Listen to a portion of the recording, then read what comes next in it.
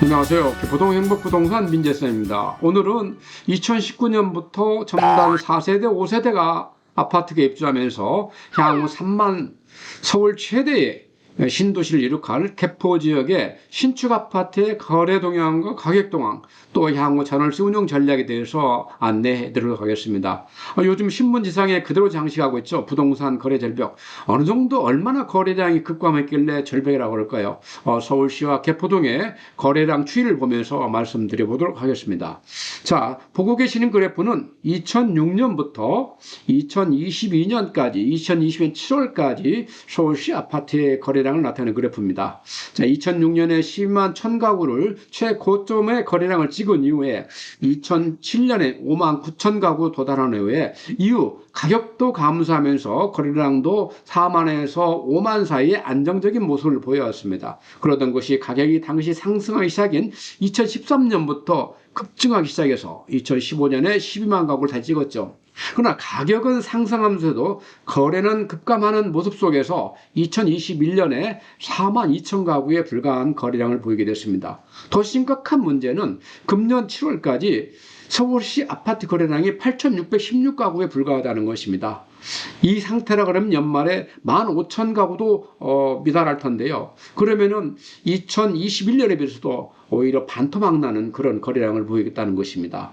자, 근데 여기서 하나 우리 주의할 것은 거래량이 급감한다 그래서 그것이 하락장을 나타내는 것은 아니라는 것도 꼭 인식할 필요가 있다고 했습니다. 자, 그럼 개포동은 어떤 거래 모습을 볼까요? 실제 개포동의 거래량 그래프는 서울시 아주 유사한 모습을 보이고 있습니다. 자, 그 보시는 그래프는 2012년부터 2022년 7월까지 개포동 지역 아파트 거래가 나타나는데 가격이 급상승한 2014년부터 2018년까지 상당히 많은 거래량을 보이다가 개포동도 유사하게 가격은 상승하지만 거래량은 급감하는 모습을 보여왔죠. 그러던 것이 2021년 276건에 불과했고 금년엔 7월까지 51건에 불과하고 있습니다. 내년 1회 입주할 강남 최대 슈퍼스타급 아파트인 DH 퍼스트 하이파크도 금년 6월 7월까지 6건에 불과한 거래량을 보여주고 있습니다. 자, 그러면은 과연 신축, 구축 아파트만 거래량이 급감하냐? 분양권과 입주권도 같은 모습을 보이고 있다는 것입니다. 자, 분양권과 입주권 거래량 보면 2019년에 2116건에서 2020년에 894건, 2021년에 263건, 금년 7월까지 53건에 불과해서 향후 금년의 말까지 100건도 안 될 거래량을 볼 것입니다. 그래서 실제 서울에서 주거 유형을 불문하고 아파트 거래량은 그야말로 역대급 거래 절벽을 보이고 있다. 이렇게 이해하시면 되겠습니다. 가격 동향은 어떨까요? 서울 주요 대단지와 개포동 주요 단지의 가격을 비교해 볼 텐데요. 참고로 드릴 말씀은 이 가격 비교가 단지별 가격 비교는 아니라는 것을 꼭 염두에 두시기 바라겠습니다. 단지별로 가격을 비교하기 위해서는 상당한 양의 거래량이 축적이 돼야 되는데 아직까지 그러한 거래량이 축적되지 않았기 때문에 단지 간 비교하지 않고 단지 실거래가를 중심해서 이런 모습을 보이고 있다 정도로 이해하시면 되겠습니다. 먼저 서울시 주요 대단지의 가격 동향인데요. 이것은 서울시의 3,000세대 이상이 되는 주요 대단지에 대해서 과거 1년간 자료를 우리 부동산 전문가이신 삼토신님이 만드신 자료입니다. 감사를 드리면서 이 자료에 따르면은 이 자료 분석은 전용 면적 84평방을 기준으로 한 것인데요. 그 상당히 많은 양의 자료이기 때문에 실제 화면에 보기가 쉽지 않은 것입니다. 자, 이 자료를 제가 좀 손을 대보면은 이게 빨간 박스 안에 있는 것은 강남 2구의 아파트입니다. 이 중에서 음마 아파트를 제외하고 다른 아파트는 레미안 대치팰리스 같은 경우는 30억 6천에 출발해서 꾸준한 상승세 속에서 33억을 찍고 있고요. 도곡 넷슬도 28억 9천에 출발해서 꾸준히 상승해서 31억 2천, 반포 자이도 28억 7천에 출발해서 꾸준한 상승 속에서 37억 2천, 레미안 퍼스트지도 30억 2천에 출발해서 꾸준한 상승 속에서 38억 4천을 찍고 있습니다. 즉 강남 2구의 아파트는 거래량을 찍지만 거래될 때마다 신고가를 찍고 있다. 이렇게 이해하시면 되겠고요. 나머지 여타 23개의 아파트는 이미 작년 4, 4분기에 고점을 찍고 그 이후에는 전차 낮아지는 모습을 보이겠다. 이렇게 이해하시면 되겠습니다.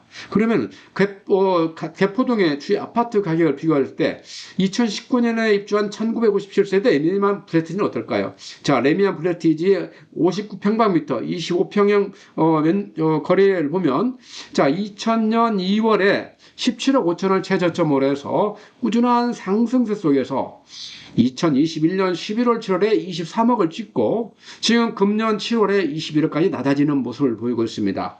자, 2019년 9월에 입주한 DH 아노일스는 자, 2019년 9월에 16억 5천 저점을 찍은 이후에 꾸준한 상승세 속에서 금년 5월에 23억 8천에 도달하고 있습니다. 자, 그럼 84평방미터는 어떨까요? 자, 레미안 플래티지 84평방미터 2000년 5월 달에 23억 저점을 찍으네 꾸준한 상승 속에서 작년 11월에 32억의 최고가를 찍고 금년 1월 달에 30억까지 낮아지는 모습을 보이고 있습니다. 자, DH 아노일스도 유사한 모습을 보이고 있는데요. 자, 2000년 6월에 21억 7천을 저점으로 해서 꾸준한 상승세 속에서 작년 10월에 31억 2천을 찍고 있습니다. 그 다음에 내년에 입주하게 될 DH 퍼스트 아이파크는 어떤 모습을 보일까요? 실제 DH 퍼스트 아이파크는 분양권 추첨이 끝난 직후부터 거래량을 조사했기 때문에 거래량도 적은 상태입니다. 단지 실거래가 거래 동향만 본다 그러면은 자, 21년 4월 달에 18억을 찍은 이후에 꾸준한 상승세를 보이면서 금년 6월에 21억 1천만 원을 찍었습니다. 자, 84평방 같은 경우에는 2000년 8월에 21억 찍은 이후에 꾸준한 상승세 속에서 금년 4월에 29억 3천원을 찍고 있습니다. 자, 대체적으로 우리가 DH 아노일스와 DH 퍼스트 아이파크는 꾸준한 상승세를 모습을 보인 반면에 레미안 플래티지는 고점을 찍고 약간 낮아진다는 모습을 보이겠다. 이런 것이 어떤 가격 하락적 이런 모습은 아닙니다. 단지 그런 특징을 보이겠다는 거 이해하시면 되겠습니다. 추가해서 내년 2월에 입주할 3375세대 자이프랜스를 보시면 자, 자이프랜스는 2021년 8월에 25평이 21억 5천을 찍었습니다. 그 다음에 금년 7월에 20억 3천에 거래가 됐고요. 84평방 같은 건 2021년 11월에 29억 5천을 찍고 있습니다. 자, 이상으로 이제 거래 동향을 이제 말씀드려 보고요. 그 다음에 서울 전체 전세 가격 동향을 같이 한번 말씀드려 보도록 하겠습니다. 자, 이 그래프는 2사분기 중, 금년 2사분기 중에 서울 전체 빌라 다세대 아파트의 전세가율을 나타내고 있습니다. 특히 아파트 전세가율은 서울시 전체적으로 54.3%에 달하고 있고요. 빌라 다세대 단독 다가구가 전세가율이 84.5%를 나타내고 있는데 이것은 빌라 다세대의 가격 상승 여력이 더 있다라고 볼 수 있는 소지가 상당히 높다고 볼 수 있겠습니다. 자, 그 중에서도 이 아파트에 초점을 맞춰보면 서울시에서 4개구가 40%의 전세가율을 보고 있습니다. 가장 대표적인 데가 노원구가 40%를 보이고 있고요. 그 다음에 마포구가 41%를 보이고 있고요. 양천구가 44%, 그 다음에 강남 3구를 보이는 송파구가 49%를 보이고 있습니다. 전세가율이 40%에 낮은 40% 보인다는 얘기는 그만큼 이게 가격 상승이 컸다라고 볼 수 있습니다.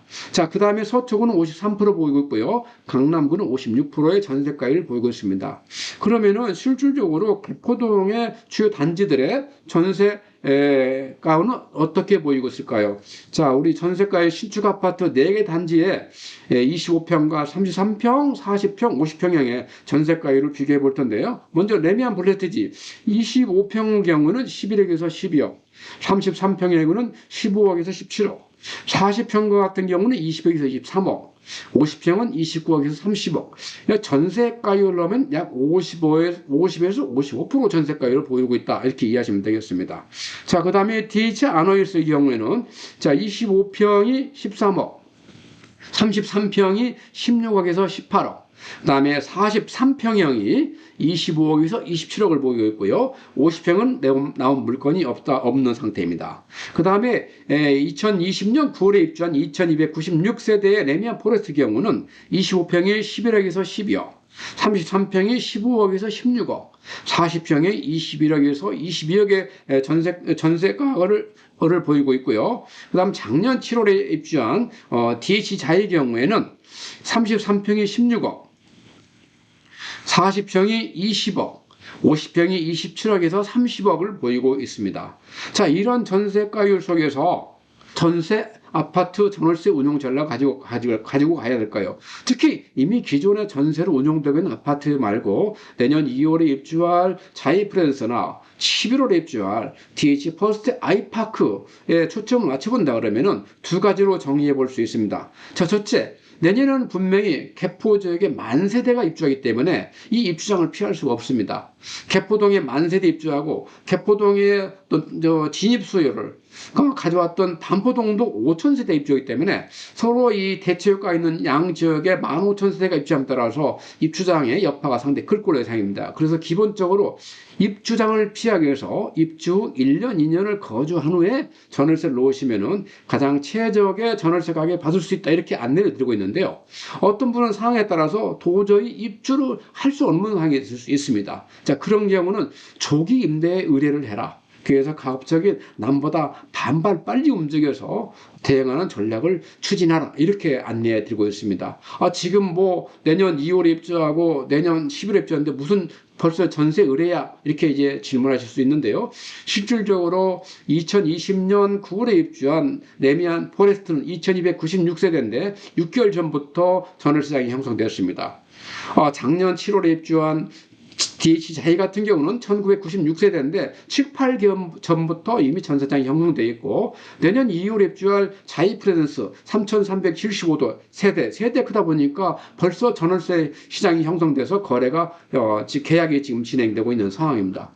DH 퍼스트 아이파크도 자이 프레젠스가 끝난 다음에 끝나기 때문에 한 발 빨리 움직일 필요가 있습니다. 그래서 보다 전월세를 가실 분들은 한 발 빨리 전월세 의뢰를 해서 좀 더 편하시게 이렇게 임대차 계약을 확보하는 그런 전략을 가져가시길 바라겠습니다. 오늘은 개포 지역의 신축 아파트의 거래 동향, 가격 동향, 그리고 전월세 운영 전략에 대해서 특히 내년에 입주할 자이프랜스와 DH 퍼스트 아이파크의 전월세 운영 전략을 초점 맞춰서 안내해 드렸습니다. 시청해 주셔서 감사드리고요. 부동산과 세금 등 부동산 전반에 대해서 궁금한 사항이 있으면 언제든지 편하신 마음으로 연락 주시기 바라겠습니다. 감사합니다.